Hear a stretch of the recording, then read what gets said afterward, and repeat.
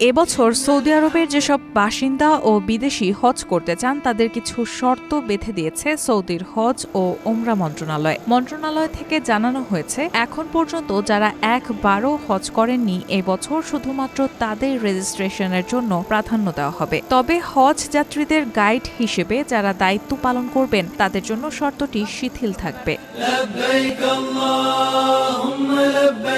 নির্দেশনায় আরেকটি শর্ত হিসেবে বলা হয়েছে, ন্যাশনাল কার্ড অথবা রেসিডেন্সি কার্ডের মেয়াদ জিলহজ মাসের 10 তারিখ পর্যন্ত থাকতে হবে। হজের রেজিস্ট্রেশনের সময় শতভাগ নির্ভুল তথ্য দিতে হবে।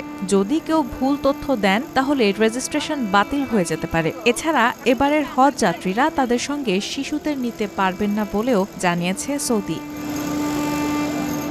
হজ ও ওমরাহ মন্ত্রণালয় বলেছে, যারা হজ করতে আগ্রহী তাদের শারীরিকভাবে ফিট থাকতে হবে। দুরারোগ্য ও মরণ ব্যাধিতে যারা ভুগছেন তাদের হজের সুযোগ পাবেন না। এছাড়া আগ্রহী হজ যাত্রীদের হজের আগে মেনিনজাইটিস এবং মৌসুমি ইনফ্লুয়েঞ্জার টিকা নেওয়া সম্পন্ন করতে হবে।